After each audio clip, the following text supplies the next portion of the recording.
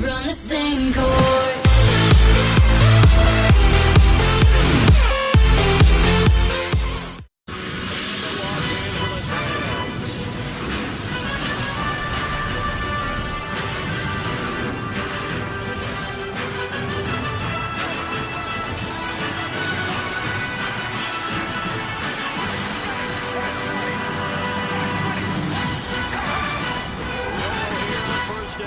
Throw right side, complete to Williams.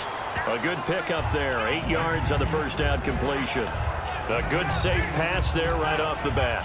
That's almost a rhythm play. That's what we like to call it. Get them into rhythm early, something safe, something they're confident about, something they feel good. And once that's completed, then you just keep moving from there because the confidence elevates. They'll lose a yard that time, and that's going to lead to a third down. Third play of this opening drive as they're looking at a 3rd and 3. And it looks like we've got a dime set here defensively. 6 DBs in the game. The insistence of speed at every position is really seen at the defensive end spot. These guys in the old days were often outside linebackers. They just pushed them forward because they wanted to play fast and get to the quarterback or the running backs quicker than ever before. So the hard count gets them there. Neutral zone infraction. Yeah, the defense thought they had the timing down, but the quarterback hit them with a hard count, got them to jump. First down and 10 now for the offensive group.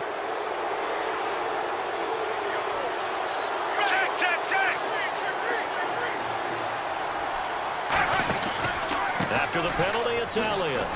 And very little room to maneuver. He'll get this down to about the 39. 2 yards on the carry there. It'll be 2nd down. 2nd down, 8.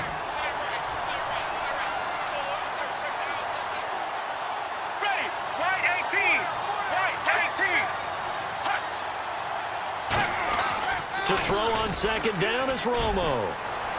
And he's just going to get rid of this thing. To no one here. He throws it away. And now it's 3rd.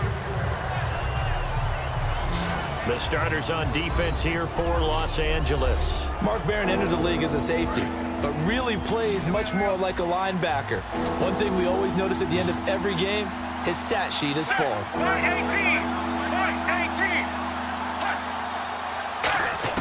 Throwing on 3rd down, Romo. And that's caught by Beasley. And he's got the first down yardage before he's brought down at the 42. He goes for 18 there as the drive will continue. But we're used to seeing the guy that you consider the #1 receiver double covered. But how about this guy? He's double covered and finds a way to make the play for him. Oh, Elliott going to be hit. He coughs it up. Loose football. And an alley to run. And he cuts it right into space. The 20. And it's a tremendous return as they finally get him at about the 10-yard line. Always fun to watch a big boy pick it up and go. He may need a little oxygen on it. He may need a lot of oxygen on the sideline. Not only that, how about you and me trying to balance ourselves up here because you can feel the shaking all the way up to the booth. That big guy trying to get it to the house. It's a loss of 8 there on the first down play. For me, that was an example of why offensive linemen might want rearview mirrors at times, because you have your assignments to block, but if you can see what's going on in the backfield and maybe the guy carrying the ball is headed in another direction, it might change what you do up front. But if they can't see that and he's not in sync with what they're doing up front, well, this is when you end up with plays like this. A bad one for the offense, a really good one for the defense. An extra defensive back on the field here for 3rd and goal. They'll set up a throw. He dropped it. Couldn't hang on in the end zone. So no 6 points, incomplete. After all the preparation, all the practice, a play like that will absolutely break your heart. They had everything they wanted, just going to take care of it, but you have to be careful about being too cautious because now you can't run any offense at all. Still want to attack. We'll see how they attack him here. He'll drop to throw. It's a short one here, complete to the tight end.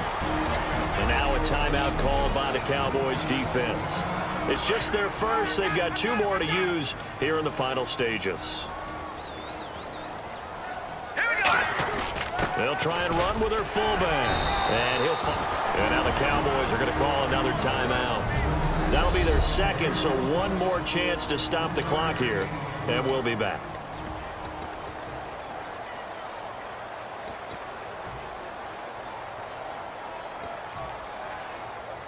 And here's a big one now. Trying to hold this lead. They're going to go for it here on 4th down. Here we go. Good design run for their wideout. And he is going to lose yardage here.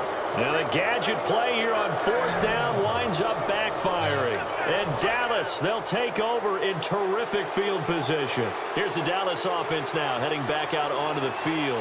And with 3 interceptions thrown already, we'll see. Do they rely more on the ground game here? They may have to change things offensively to try and settle things down, not just for the guy throwing the ball, but for the rest of the offensive unit, because his confidence has to be shaken a little bit. And you just wonder, is the backup going to start to warm up a little bit over on the sideline?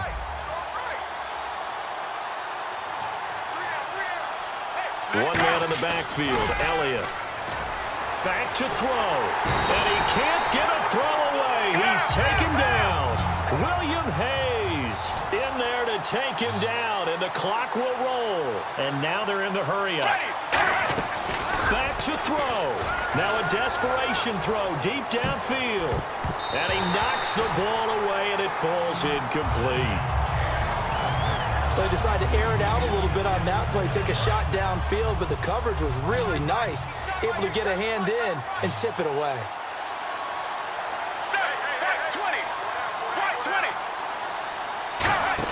They'll look to throw. And, a crusher there as it's intercepted. A great read, and it's picked off. And a big turnover there as his guys will get the football back. Well, they needed the touchdown and the 2-point conversion, but they're not going to get a shot at either. This is a great play here defensively, Brandon, and at a time that they sorely needed one. And that could be enough to help get them. And play is stopped here. Timeout. It's the defense calling the timeout here. That'll be their 3rd and final stoppage here as we step aside.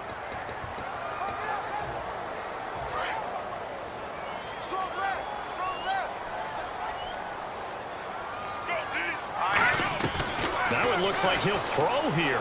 He's going to sling this deep downfield. And incomplete there. A nice hit. Jars the ball free and brings up 3rd down.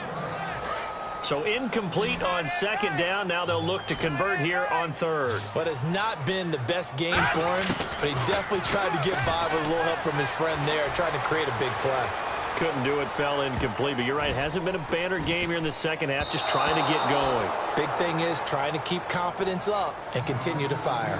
I know the initial focus was on how far that pass was downfield, but how about the coverage on the play? Able to stay with him, get his hands where the receiver's hands were going to try and catch the ball, tips it up in the air, and knocks it away. That's pulled in at the 32. 12 yards on the return that time. And the offense will come back onto the field with a 1st and 10. The Rams defense heading back onto the field. And they'll see if they can get one final stop with this crowd behind them. And let's face it, as much as we want to say it's all about the guys on the field, they can get some help right here from the home crowd. And they're going to try their best to get them motivated, get them involved. But they're going to need to make a play or two in order to keep them in that spot. The crowd's making some noise now. And now the spike with 36 seconds left to go.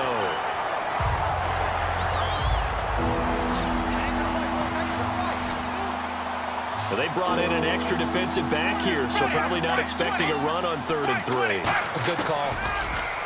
He's back to throw, and that's caught by Beasley. A gain of 4 that time as the drive continues. And they're going to speed things up here. And down to just 21 seconds now as he spikes it to stop the clock.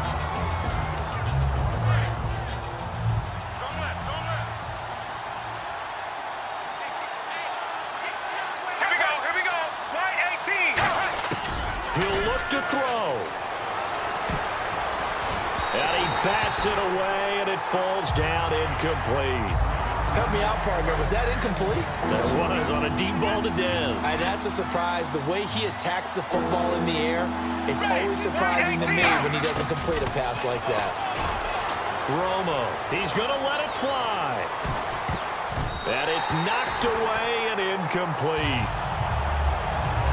One of the toughest things about playing defensive back is pattern reading, trying to figure out what they're doing. And on that one, they had the fly, just sending a guy downfield with the in route accompanying it, what people call a dagger route, trying to hit the guy underneath. And, oh, a crusher there as it's intercepted. A great read, and it's picked off. And his guys are going to take over at the 21-yard line. The interception woes, they just continue to mount. He's thrown 5 picks. At this point, you got to be thinking, is it something between the ears? I think a confidence hit does occur once you start getting those numbers up there a little bit. But as you and I both know, it's not always just one guy's fault.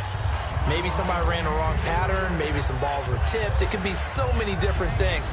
Bottom line, though, it comes back to the guy throwing them. And, you know, every win is sweet, and I'm sure everybody enjoys a huge victory. We're scared to build